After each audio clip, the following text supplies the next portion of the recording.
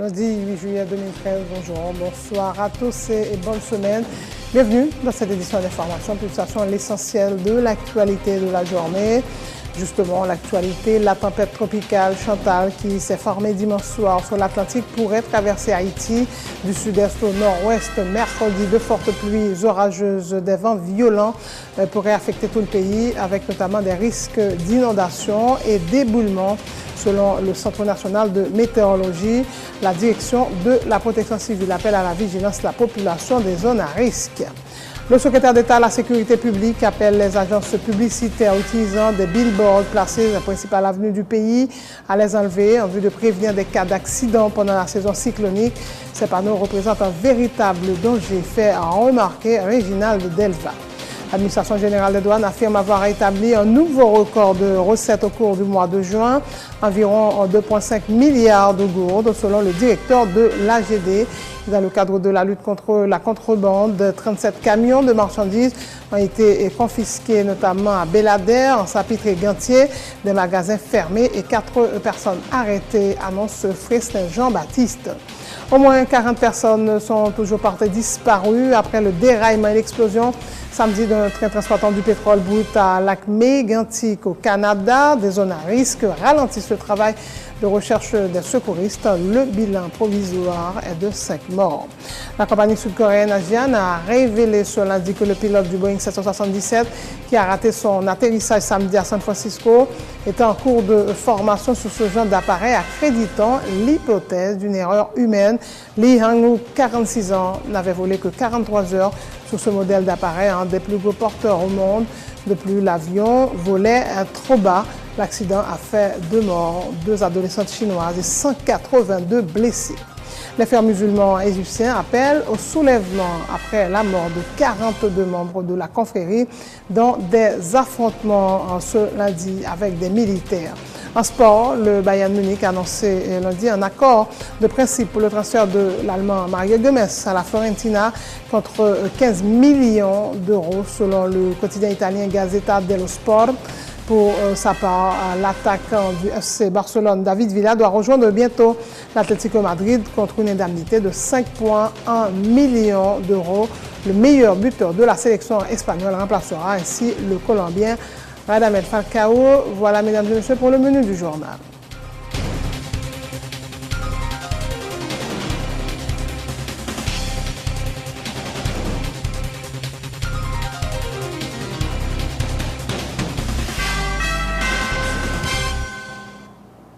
Chef, bonjour, bonsoir. En couverture de ce journal, la tempête tropicale Chantal, qui s'est formée dimanche soir sur l'Atlantique, pourrait traverser Haïti du sud-est au nord-ouest mercredi. De fortes pluies orageuses, des coups de vent violents et de grosses mers pourraient affecter tout le pays durant le passage de la tempête, avec des risques d'éboulement et d'inondation, selon le Centre national de météorologie. Et face à ces menaces, les autorités ont lancé ce lundi 8 juillet la phase de préalerte 1 au niveau de vigilance jaune, c'est-à-dire risque d'impact d'intensité faible à modéré. Le Centre national de météorologie de concert avec la direction de la protection civile appelle à la vigilance, notamment la population des zones à risque. Le secrétaire d'État à la sécurité publique, Réginald Delva, appelle les agences publicitaires utilisant des billboards placés dans les principales avenues du pays à les enlever en vue de prévenir des cas d'accidents pendant la saison cyclonique. Ce sont, dit-il, des panneaux qui peuvent mettre la vie des citoyens en danger, notamment lors du passage d'une tempête. Réginald Delva a tenu ses propos ce lundi lors d'une conférence conjointe avec d'autres autorités du pays, notamment les autorités policières. Réginald Delva qui annonce des sanctions contre les réfractaires. Moi, je fais un peu de rencontre avec M. Billboard. Monsieur qui a mis des billboards dans la rue. Compagnie qui a mis des billboards dans la rue. Je crois que saison cyclonique là, nous avons une entente avec eux pour que vous commencé à descendre, retirer billboard. Je voulais parler par effrayement, par encadrement. Mais gros, quand même, côté affiche là hier. Et nous connaissons que le mauvais temps là prévoit. Je vais tout profiter de son appel à eux-mêmes, surtout billboard qui est dans le sud, en raison de mauvais temps qui va venir à la Chantal particulièrement qui a annoncé, pour retirer billboard qui sont au sud là dans le meilleur des délais. Et sinon, même je ne dis là, yo kon ça prévoit déjà. Nous pas capable de peut-être retirer, mais nous sommes capables de passer gilet là-dedans parce qu'il faut vent passer. Et si vent pas capable de passer, nous comptons ça qui arrive. Vie nous en danger par rapport à l'accident que nous connaissons déjà, côté que vent soulever toute frame et puis là le fait des victimes. Donc nous t'es entendu avec eux déjà et nous croyons que vous te promettent nous que vous avez matériel pour vous permettre de retirer billboard le mauvais temps annoncé. Donc nous comptons sur bonne volonté. Autre nouvelle, l'administration générale des douanes affirme avoir établi un nouveau record de recettes au cours du mois de juin. 2,460,274,113 gourdes selon le directeur de l'AGD. Le précédent record datait du mois de décembre 2012 était de 2,406,000,000 de gourdes, a précisé ce lundi Fresnel Jean-Baptiste. Contrairement aux informations qui ont circulé ces derniers mois dans le pays, la douane n'a pas enregistré de baisse de recettes au cours de cette même période, a-t-il souligné. Encore une fois, le mois de juin qui s'est passé là, l'administration générale des douanes bat un nouveau record de recettes. En décembre 2012, sous direction PAM, l'administration générale des douanes a atteint un niveau de recettes jamais égalé, qui était 2,406,000,000 de gourdes, qui était le record absolu. Arrivé, administration avec collaboration, tout directeur là, de nous, collaboration, tout employé, tout le monde, nous arrivons encore à battre un nouveau record. Ça veut dire que nous repoussons propre record. Le record qu'on y a, c'est 2,460,000,000 de gouttes liées. Pour être précis, c'est 2,460,274,113 gouttes 0,5. Je tout profiter de dire que l'administration, au cours de l'exercice, pas enregistré aucun déficit dans sa collecte de recettes, tant qu'un ensemble de tendances veut faire quoi. Après la question cyclone, après l'autre problème qui était gagné, l'État encore vient que les conditions ne sont pas réunies, l'État a dit qu'il n'y a pas fait 31 milliards là.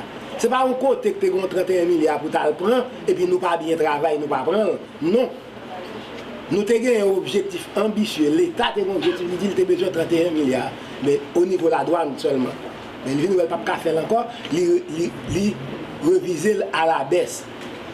Et pour nous comprendre ça, nous là, alors que l'administration atteint nouveau record ça, même si nous fait comme ça chaque mois, nous n'avons toujours pas atteint l'objectif qu'on a fixé, parce qu'il faut que les conditions soient réunies pour nous faire. L'État subventionné pétrole là, prix gaz à la pompe à près de 6 milliards de gouttes pour l'année. 6 milliards de gouttes, ça, c'est l'argent recette fiscale liée. Retour d'impôt, ça, c'est tout taxe la douane. Ils ont retiré le plus bas et compagnie. Donc c'est un sacrifice que l'État fait.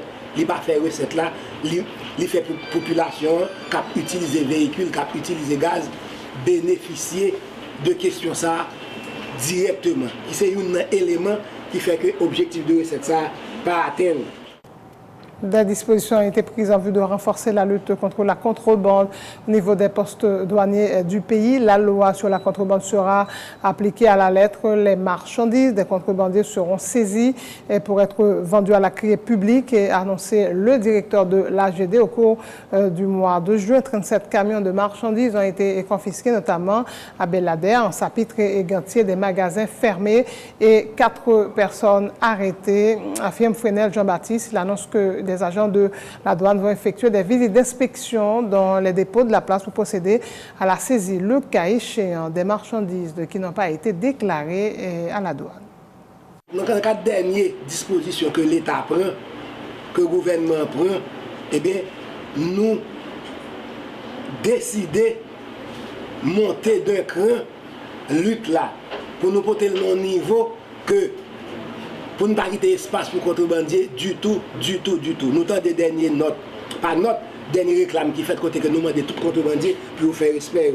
C'est ainsi que maintenant, la loi a appliqué à 100% dans le cadre de lutte ça. Ou après, nous saisissons un pile camion de marchandises, nous arrêtons, il y a des gens nous arrêter, il y a un pile opération qui mène.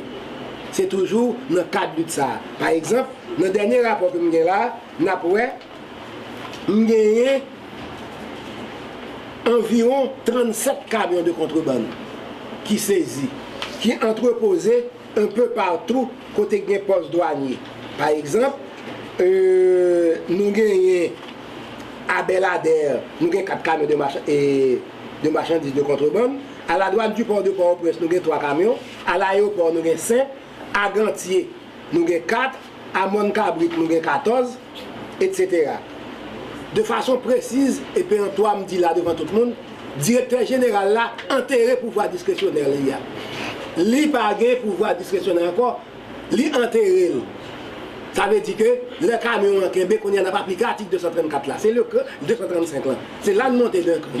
Ça veut dire que ni moyen de transport là, ni marchandises là, a saisi pour vendre à la criée publique. L'autre mesure, je profite pour me dire toujours, et ça est extrêmement important, c'est que nous avons visité tout dépôt marchandises qui sont dans le pays. Tout dépôt nous suspecte, ni dépôt nous pas suspect. Nous profitons de 10 personnes qui ont des dépôts, ce n'est pas le fait que nous venons visiter des dépôts qui veut dire suspect. Mais nous avons visité tout dépôt. Nous avons traqué les marchandises contrebande de tous côtés. Tout le monde qui gagne marchandises de contrebande dans le dépôt, eh bien, ils mettent la douane à venir sur eux. Présentation ce lundi d'un rapport sur l'évaluation du programme de développement stratégique du Parlement pour la période 2006-2010. Le rapport a été préparé par 2 experts, dont l'ancien ministre Anthony Dessources, ancien ministre de la Planification.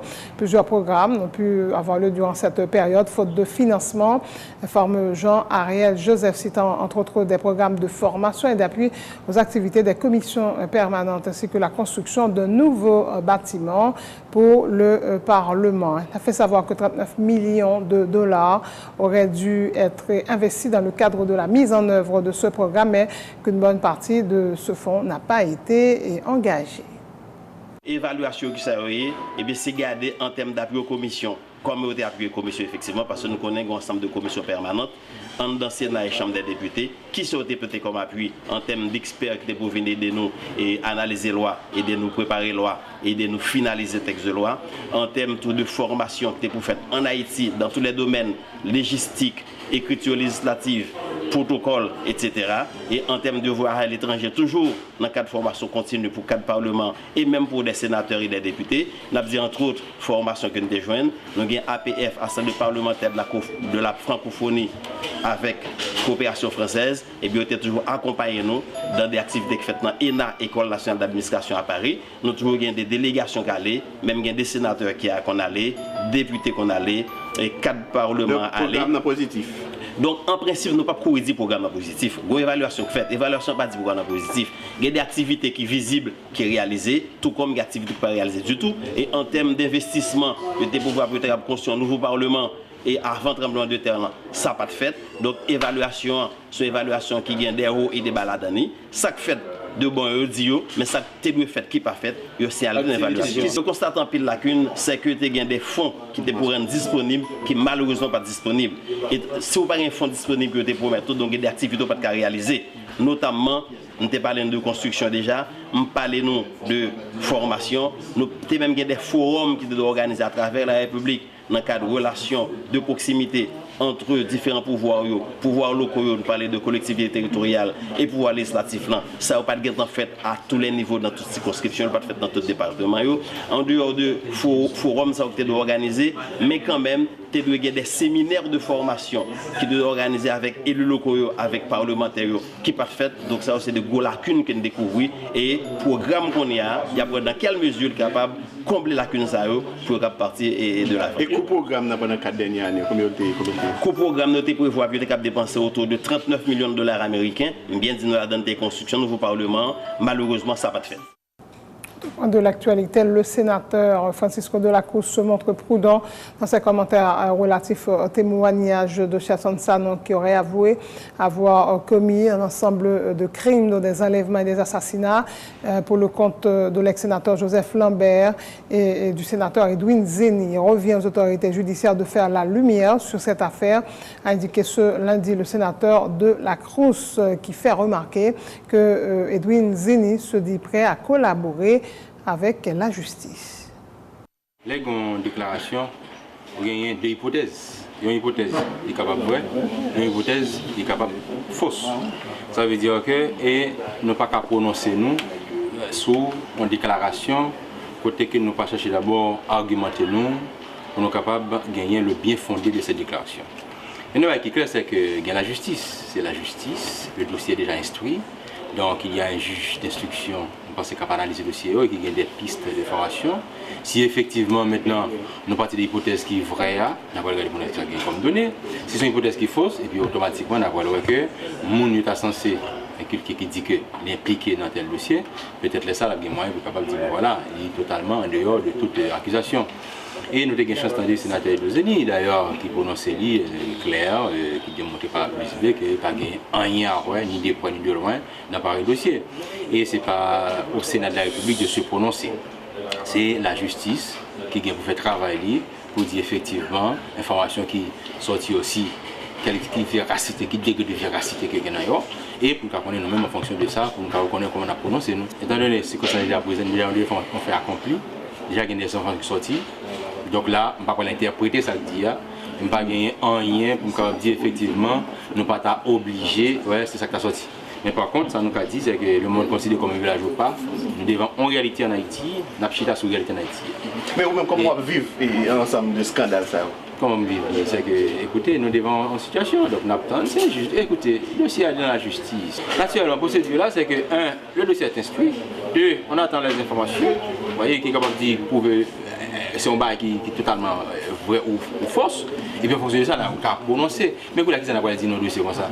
Qui ça dit, c'est ça, ce que dit par le type est vrai. Pas grand dit c'est vrai. On ne peut pas faire ça. Parce que c'est M. Gafou qui a fait révélation. Je ne peux pas dire fou, je ne peux pas dire dans quelles circonstances qu'il fait, je ne peux pas dire dans quel contexte qu'il fait, je ne peux pas dire en fonction de qui ça le fait, parce que des fois, il y a des gens qui sont rémunérés pour avoir des informations qui sont totalement fausses, pour inventer des informations. Comme ça, il y a des gens qui sont conscients de ces affaires. Est-ce que vraiment lui-même, je suis capable moi-même de faire une analyse à partir de ça audio, parce que son texte est sorti. Donc, c'est à partir du texte que je dit effectivement.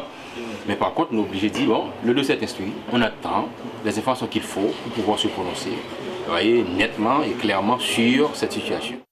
C'est la fin de ce journal. Le rappel des titres avant de prendre congé de vous. La tempête tropicale Chantal, qui s'est formée dimanche soir sur l'Atlantique, pourrait traverser Haïti du sud-est au nord-ouest. Mercredi, de fortes pluies orageuses, de vents violents pourraient affecter tout le pays, avec notamment des risques d'inondation et d'éboulement, selon le Centre national de météorologie. La direction de la protection civile appelle à la vigilance la population des zones à risque. Le secrétaire d'État à la sécurité publique appelle les agences publicitaires utilisant des billboards placés dans les principales avenues du pays, surtout dans le département du Sud, à les enlever en vue de prévenir des cas d'accident pendant la saison cyclonique. Ces panneaux représentent un véritable danger, fait remarquer Réginald Delva. L'administration générale des douanes affirme avoir établi un nouveau record de recettes au cours du mois de juin. Plus de 2,5 milliards, environ 2,5 milliards de gourdes, selon le directeur de l'AGD. Dans le cadre de la lutte contre la contrebande, 37 camions de marchandises ont été confisqués, notamment à Belader, en Sapitre et Gantier, des magasins fermés et 4 personnes arrêtées, annoncé ce lundi Christelle Jean-Baptiste. Au moins 40 personnes sont toujours portées disparues après le déraillement et l'explosion samedi d'un train transportant du pétrole brut à lac Mégantic au Canada. Les zones à risque ralentissent le travail de recherche des secouristes. Le bilan provisoire est de 5 morts. La compagnie sud-coréenne Asian a révélé ce lundi que le pilote du Boeing 777 qui a raté son atterrissage samedi à San Francisco était en cours de formation sur ce genre d'appareil, accréditant l'hypothèse d'une erreur humaine. Lee Kang-kook, 46 ans, n'avait volé que 43 heures sur ce modèle d'appareil, un des plus gros porteurs au monde. De plus, l'avion qui volait trop bas n'a pas réussi à remettre les gaz. L'accident a fait 2 morts, 2 adolescentes chinoises et 182 blessés. Les frères musulmans égyptiens appellent au soulèvement après la mort de 42 membres de la confrérie dans des affrontements avec des militaires. En sport, le Bayern Munich a annoncé ce lundi un accord de principe pour le transfert de l'Allemand Mario Götze à la Fiorentina contre 15 millions d'euros, selon le quotidien italien Gazzetta dello Sport. Pour sa part, l'attaquant du FC Barcelone, David Villa, doit rejoindre bientôt l'Atlético Madrid contre une indemnité de 5,1 millions d'euros. Le meilleur buteur de la sélection espagnole remplacera ainsi le Colombien Radamel Falcao. Merci de votre attention, bonne suite de programme, passez d'excellents moments en compagnie de Télé Pluriel.